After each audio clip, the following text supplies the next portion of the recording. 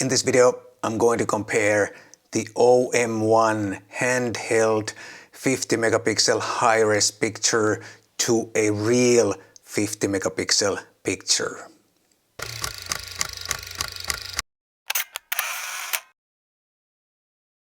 Hi guys, my name is Matti Sulanto and I'm a photographer. And in this video, I'm going to compare the handheld high-res picture, 50 megapixel picture from the OM1 camera to a native 50 megapixel picture from the Sony A1 camera. And before you start shouting that this Sony is so much more expensive camera, I know it's more expensive, but I just wanted to see if the handheld high-res picture from this camera, if it has the same amount of detail as a native 50 megapixel sensor.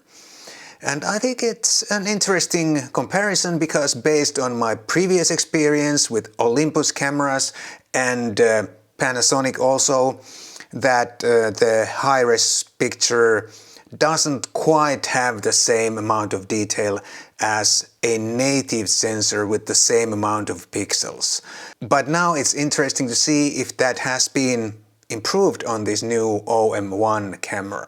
I'd like to say also a big thanks to both OMDS and Sony Finland for letting me borrow these cameras and helping me out here. And I'm going to have my review of the OM1 a little bit later. It's gonna be more like a street photographer's review of this camera, but I need to shoot a little bit more with this camera first. But now let's get to this comparison and see the results. I shot everything obviously handheld because that's the whole point of the handheld high-res mode, and the lens on the OM1 is the Zuiko 12 to 40mm f2.8, and on the A1 I had the Tamron 28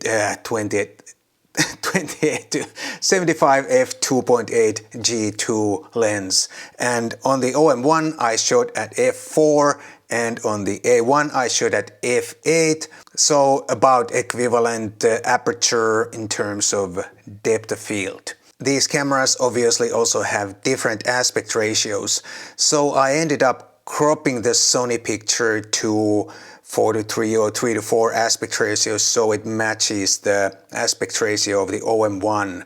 And after the crop I was left with roughly 44.2 megapixels, so the OM1 has just under 6 megapixel advantage here in terms of pixel count. And here's the first test picture, some tree trunks, and the focus is in the middle of the picture on the middle tree trunk.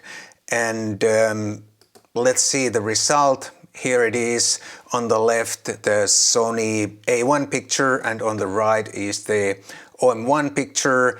And I think it's pretty obvious that the Sony picture is more crisp, it has more detail and it looks visibly sharper, even though it is only roughly 44 megapixels compared to 49.9 megapixels from the OM1 camera. And here is the second test picture. These pictures are nothing special, just test pictures, but something that anyone casually photo walking might snap.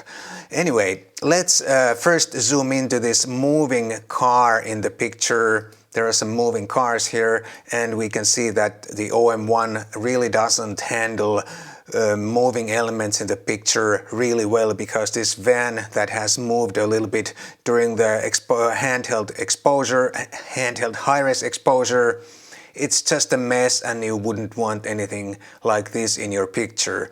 So no moving elements, at least no major moving elements in the picture if you are using the handheld high-res mode on the OM1.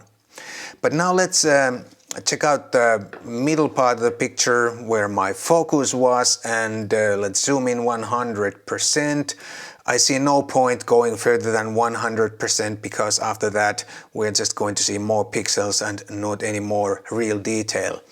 But here is the same story that Both pictures look really nice, but the Sony picture is visibly sharper and it has more detail, and obviously there is no nasty motion artifacts or anything like that. And here's one more test picture of this excavator on my street, and let's zoom right into the excavator where my focus was.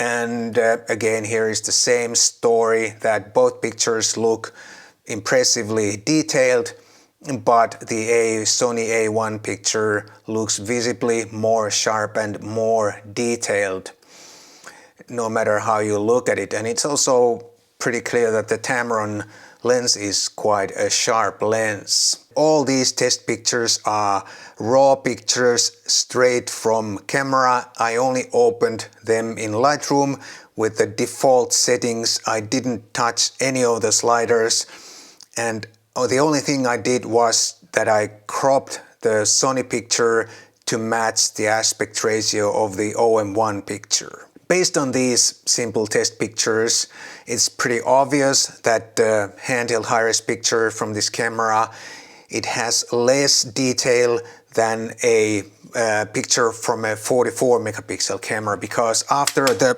4:3 crop, this A1 picture is roughly 44 megapixels.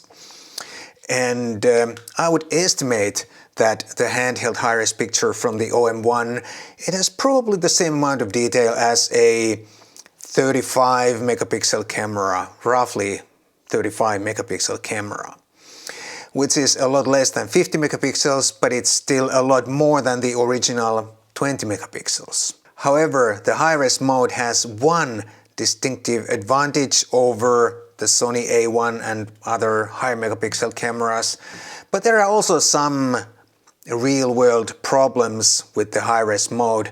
But before I talk about those, let me remind you of the workshop that I'm organizing here in Helsinki in August 2022 with my friend Peter Fusgård. It's gonna be 1 week of photography goodness. We have some amazing locations for you guys. We have some tough assignments for you guys.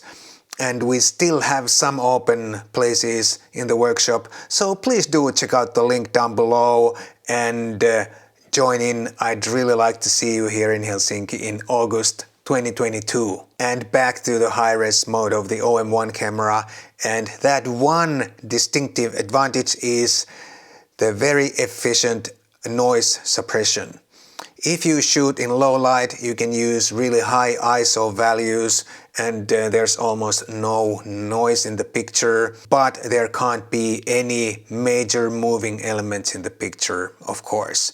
But that is something to think about if you need to shoot low light, high-res pictures. Then the high-res mode is really practical. But there are also some real-world problems with the high-res mode. And the first problem is that you have to know, before you press the shutter, you have to know if the picture needs more than 20 megapixels. And I think that's a problem, especially for a casual photographer who takes photo walks. He's just strolling along and snapping pictures. It's really difficult to say beforehand if a certain scene is worth more than 20 megapixels. Usually you realize that afterwards, when you are checking out your pictures later on a big screen, you realize that, oh, that picture would look so much nicer if it had a little bit more detail. You maybe want to print it big or whatever. And it's not practical to shoot everything on high-res mode. It will slow you down, and also, if you shoot everything on high-res mode, you might as well use a high megapixel camera that has a higher megapixel sensor. And from a professional shooter's point of view, there's another problem. Let's say you have an assignment and the client says, yeah, today we're gonna need just a couple of high-res pictures because we want to print them really big. We want to put them on a wall of our headquarters or whatever. And you say, okay, no problem, as long as there are no major moving parts. And the client says, No, those are static scenes, no moving parts, moving elements.